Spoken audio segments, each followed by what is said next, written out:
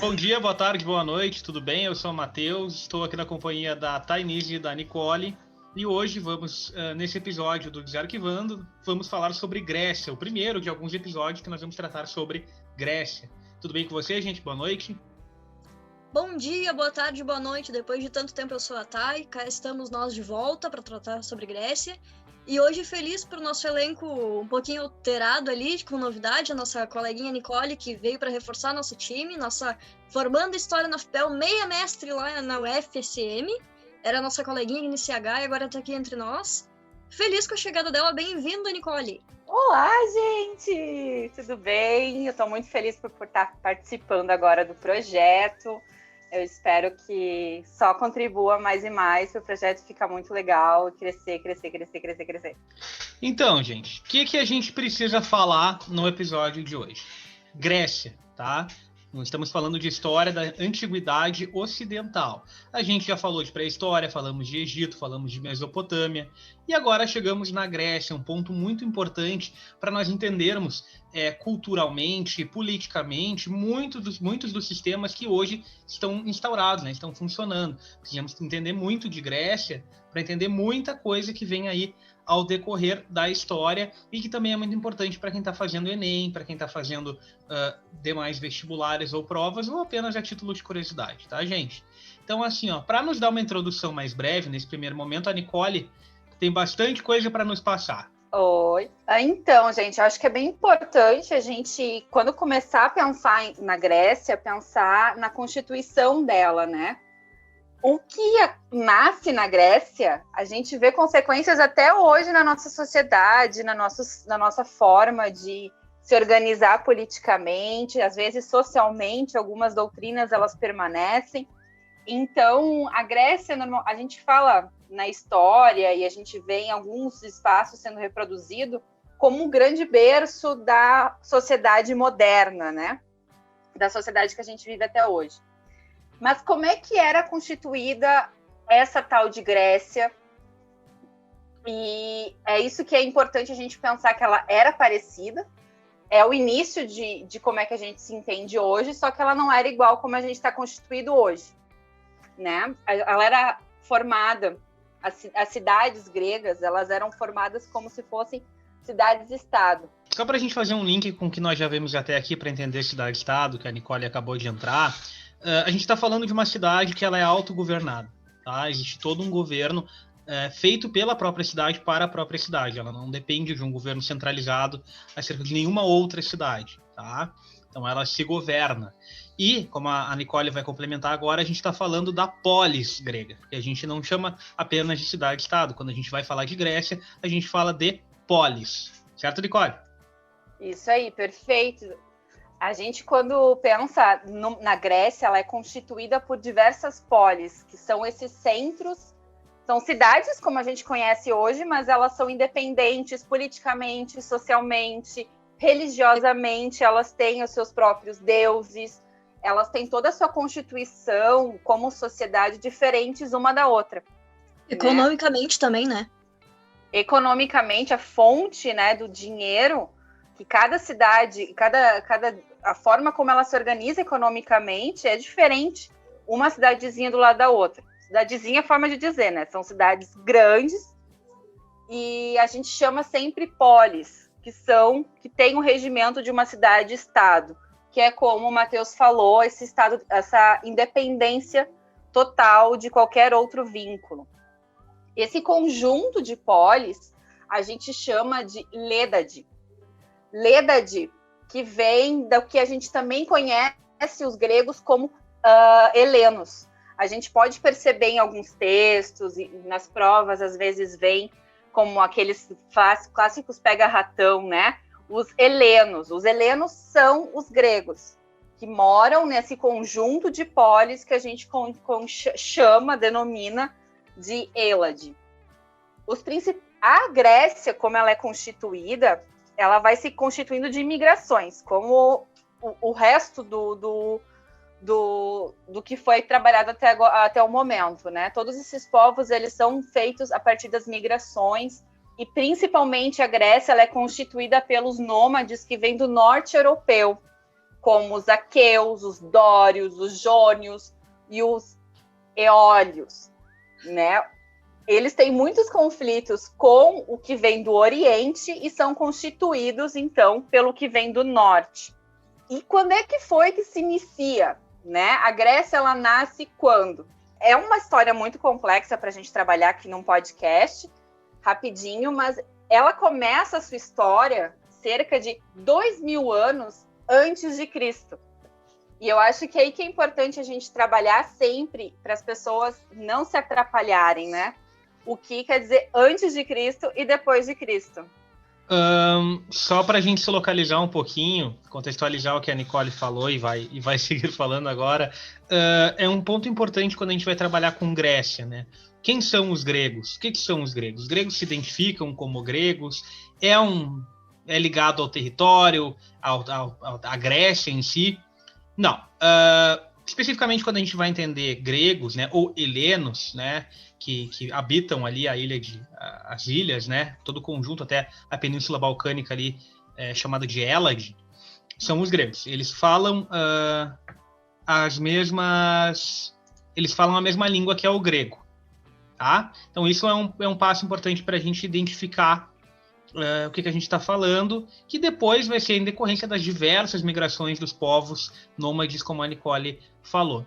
Outra coisa também importante para a gente entender o desenvolvimento grego é a questão do povo cretense, né, que vem da ilha de Creta, que fica ao sul ali da Península Balcânica, que também faz parte, não só politicamente, também questão de estrutura de construções, né, de palácios, de organização social e econômica e política, como vem lá de Creta, também tem a questão religiosa.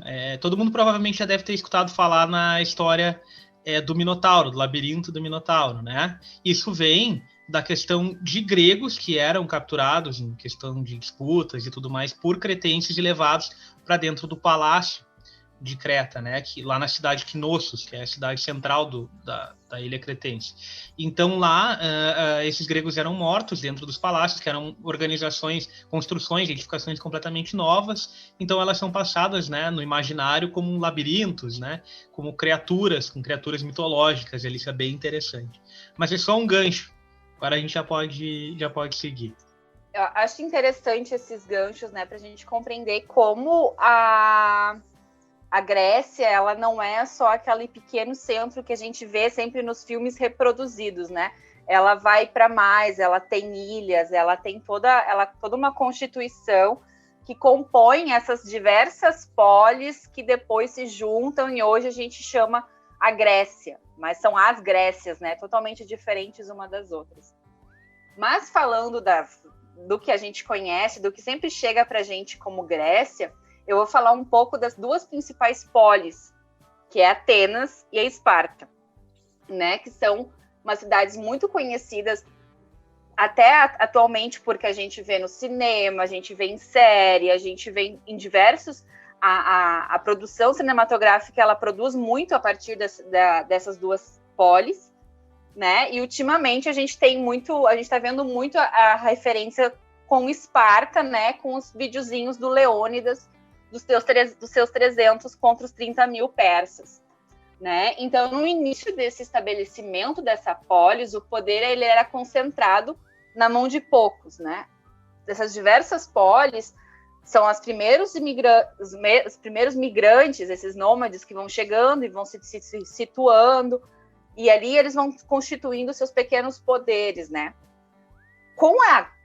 E aquele povinho vai crescendo, e vai surgindo comerciantes, vai surgindo proprietários de outras terras, vão se desenvolvendo, e as pessoas começam a reivindicar, né? Elas também querem participar das questões decisivas daquela polis, daquele grupo que mora junto, que vive junto, né? E aí que nasce as primeiras reivindicações do que a gente hoje conhece como a democracia, né? A exigência de poder participar ativamente das decisões, não apenas a partir de uma pessoa que chegou primeiro e que decide e os outros têm que acatar. Então, aí que em Atenas, em 510 antes de Cristo, novamente, antes de Cristo, tudo isso acontece antes do nascimento de Cristo. O aristocrata, que é um dos chefões esses primeiros que chegam, o Clístenes, ele pertence a essa velha política de que eles, os que primeiro chegaram, os que têm mais terreno mandam. Ele incentiva umas revoltas populares, ele começa a se envolver nessa questão de que todo mundo tem que participar da política dentro de Atenas. E aí que isso vai eclodindo diversos conflitos. Sim, as pessoas se revoltam na Grécia, não é só atualmente. E esses não é de conflitos hoje, né? E essas revoltas não é de hoje, né? E isso é muito interessante a gente ver esses gregos também como seres reivindicatórios, eles exigem coisas. E aí que Atenas começa, isso provoca alguma coisa dentro daquele grupo, daquele pequeno grupo de mandantes. E Atenas, então, começa a ser dividida. É uma polis, ela permanece como uma polis, uma cidade-estado, mas ela é dividida por 10 regiões menores dentro dela, aonde começam a se decidir coisinhas regionalmente, onde as pessoas começam a participar regionalmente dessas decisões que envolvem a política, que envolvem a sociedade, a economia, né?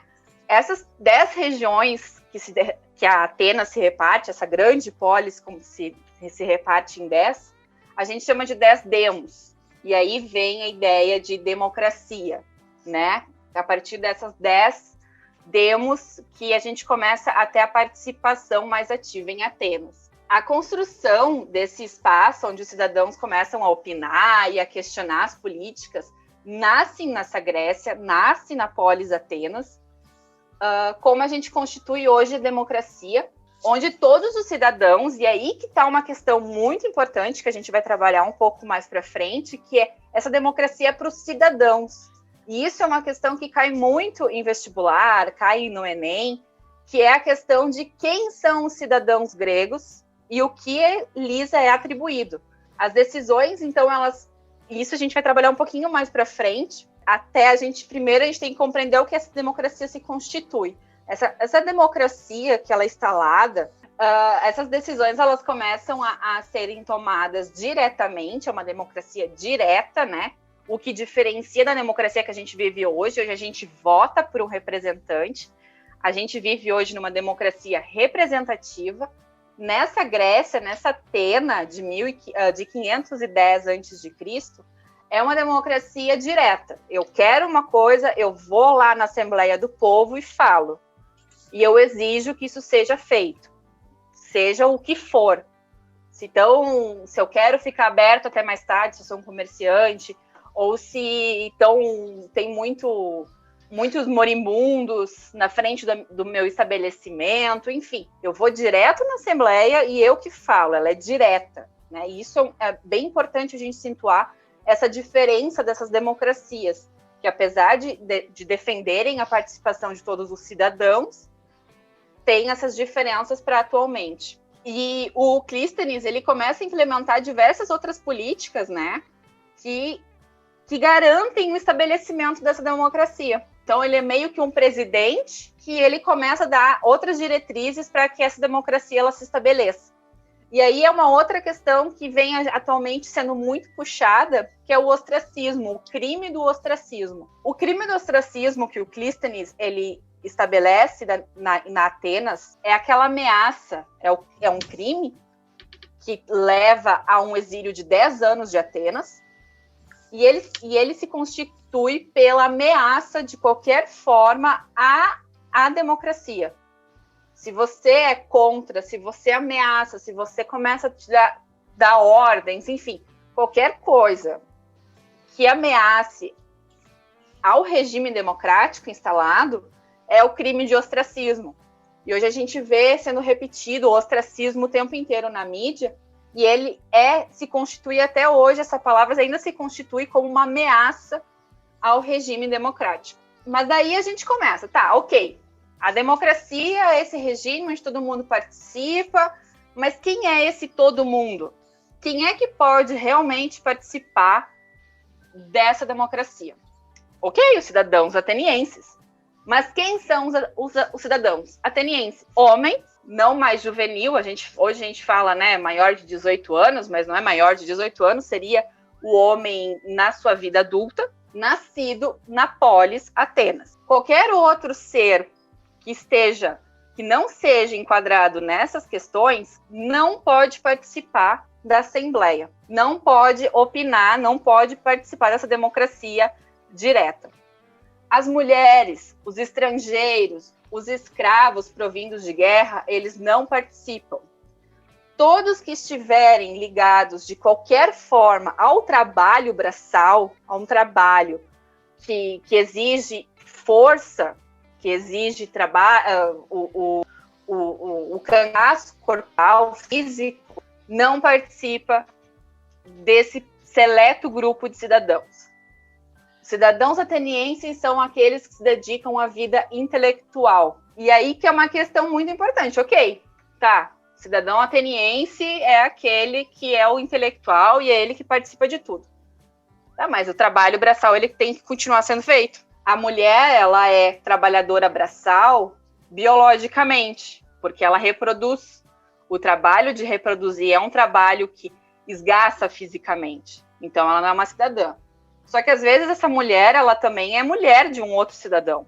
Ela é esposa, ela não vai fazer um trabalho braçal como limpar, como cultivar, como cozinhar. Então, quem é que vai fazer? E aí entra uma questão muito importante, que é a guerra, que é esse conflito diário e direto que o povo ateniense e a polis da Atenas tem, né? Tanto como para proteger o espaço, mas para também ter pessoas para fazer esse trabalho braçal, que é o trabalho de limpar, de cozinhar, de comer não, com comer os caras intelectual comem muito bem. Mas esse outro trabalho que mantém uma polis, ele é feito por pessoas, por trabalhos físicos. E esse trabalho físico ele é feito por não cidadãos. Logo, pelos escravos provindos desses conflitos. Né? A guerra ela se torna necessária até mesmo para ter esses escravos.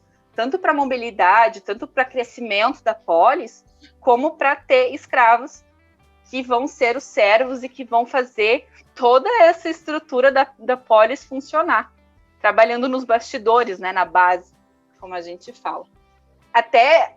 E a importância da guerra, ela é um elemento que a gente não considera tanto, principalmente em Atenas, por ser uma cidade mais filosófica, enfim.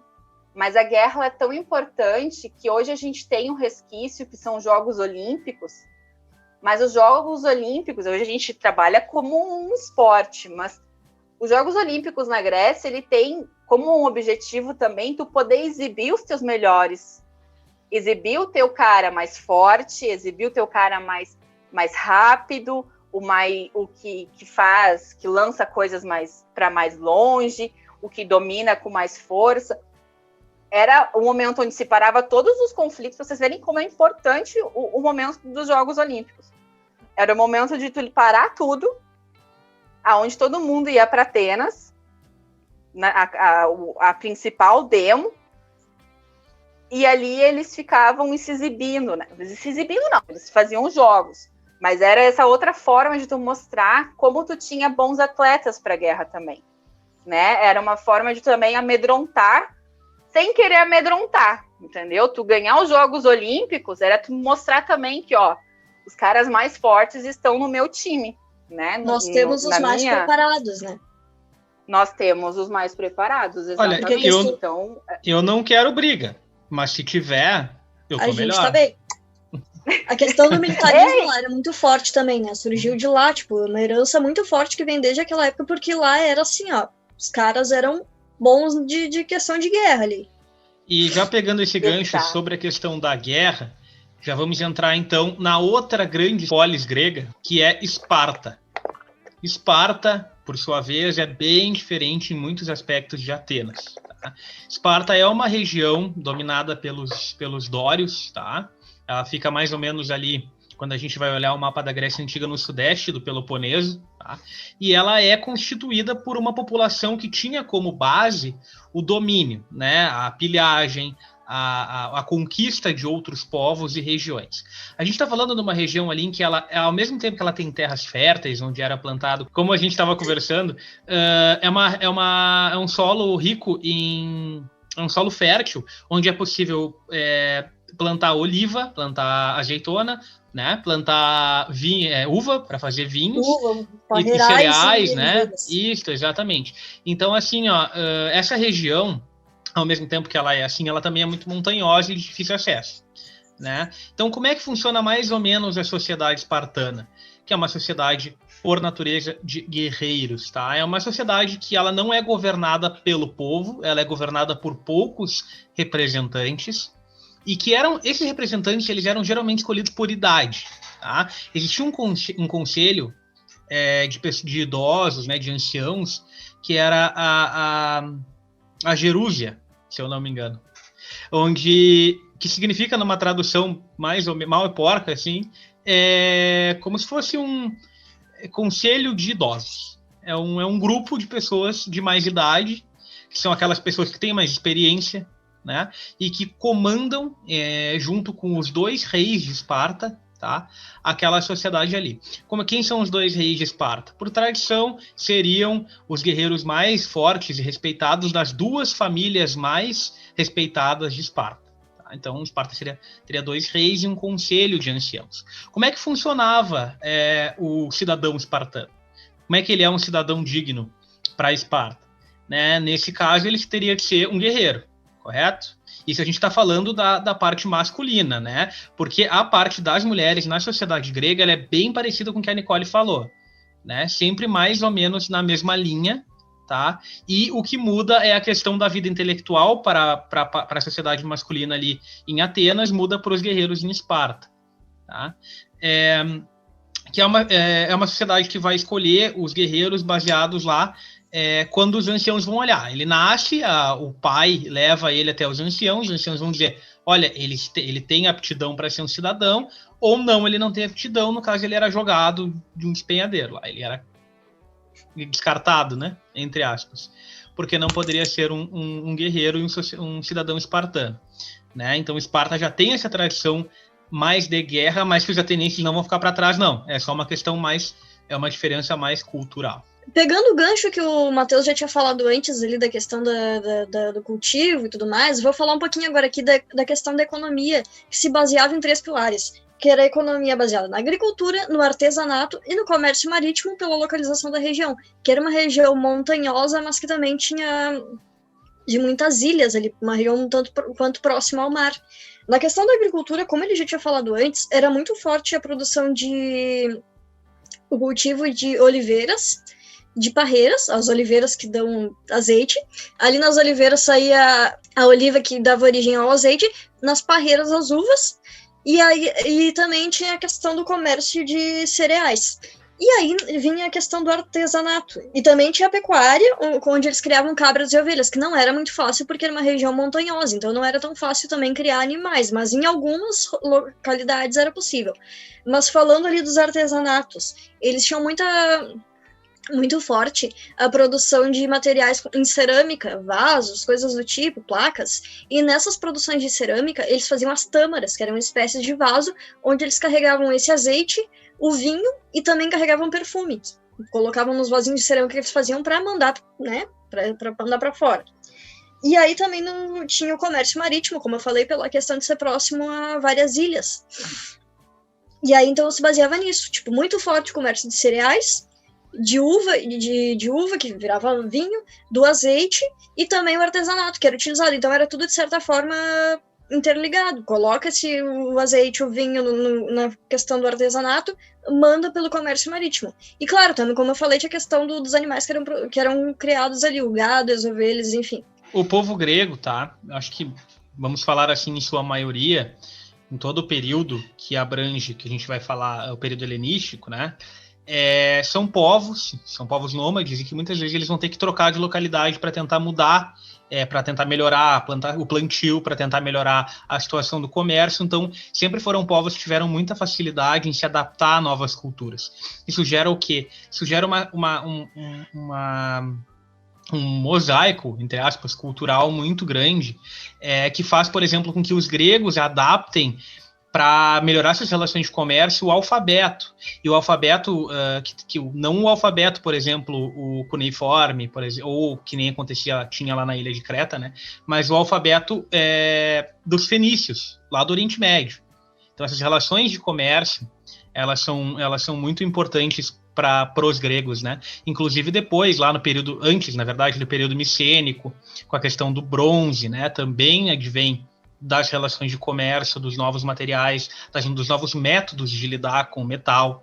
Isso aí é muito, muito interessante, porque esses contatos com culturas diferentes, povos diferentes, influenciam no desenvolvimento dos povos gregos. Até para militarização, né? O conhecimento do ferro, o conhecimento do bronze, isso tudo são formas de da polis, ela se estruturando no exército e se preparando para conquistar novos espaços, porque naquele espaço onde eles já estão, a terra já não produz mais, ou não dá mais, o rio seca. Então, é sempre importante esses comércios onde eles vão também agregando coisas até para se fortificar, né? Exatamente. Mas eles também não vivem só de guerra, né, Tainise? Sim, sim. Eles são cultos. Sim, exatamente. Esse é o ganchinho que eu queria pegar agora aqui da cultura. Como eu falei antes, lá, tem várias coisas que são herança deles bem presentes na nossa vida, que às vezes a gente não se dá de conta até hoje. E aí tem toda a questão do teatro, da filosofia, que é uma coisa extremamente marcante lá da Grécia, que chega até hoje para nós. Filosofia, teatro, esculturas, tudo mais. E aí, falando um pouquinho deles, o teatro, de início, eles tinham... O intuito, ele era utilizado com a finalidade de trazer questões religiosas, que daqui a pouco a gente vai chegar na religião também. Mas depois ele começou a virar uma forma de expressão cultural para questionar as interações sociais, a situação política também. Eles usavam isso como uma forma de protesto. Deixou de ser só para culto de deuses, mas ele se tornou também com uma utilidade de protesto, de questões políticas, de utilizar isso como uma ferramenta de protesto. Na filosofia, como eu falei, a gente tem muitos nomes que são conhecidíssimos até hoje na filosofia, que é a questão do Sócrates, do Platão, do Aristóteles. E o que eles questionavam, o que eles debatiam naquela época na filosofia? A questão do público e do privado, da existência humana, da natureza do homem, da justiça social, entre tantos outros diálogos e debates que até hoje chegam para nós. Eles também tinham o hábito, a cultura, como eu falei, eles faziam muito artesanato. Uma das coisas que eles faziam muito bem, que era utilizada por eles, eram as esculturas. Essas esculturas eles utilizavam para ornamentar ambientes também, mas eram conhecidas como objeto de oferecimento, não de adoração, mas de uma certa forma um presente para os deuses. Eles costumavam utilizar essas esculturas para colocar em homenagem aos deuses.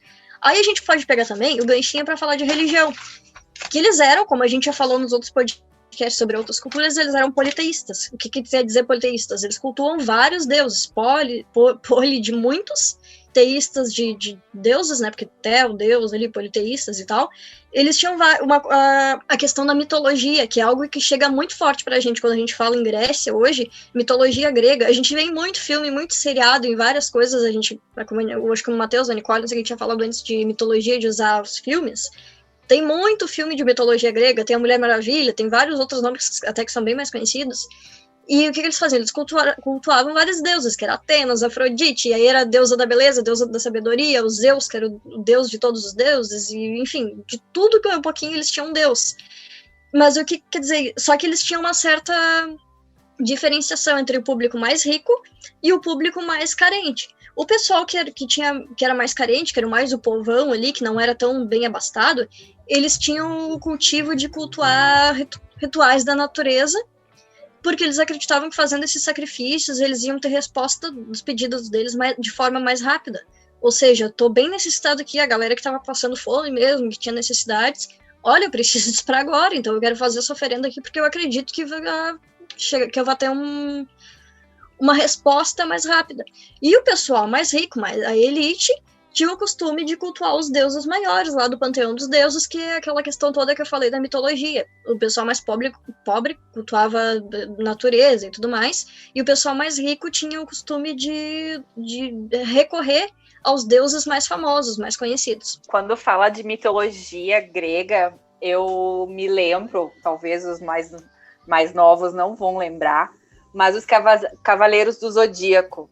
Eu acho que é uma maneira muito engraçada, divertida de tu assistir, e tu decora os deuses. Até hoje, quando eu trabalho com Grécia, eu fico tipo, Zeus, tá? Zeus é quem?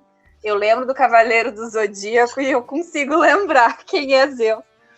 Eu acho um desenho fantástico, que é uma boa referência para, às vezes, a gente assiste anime para aprender e tal. O Cavaleiro do Zodíaco trabalha muito essa mitologia grega e romana também, né?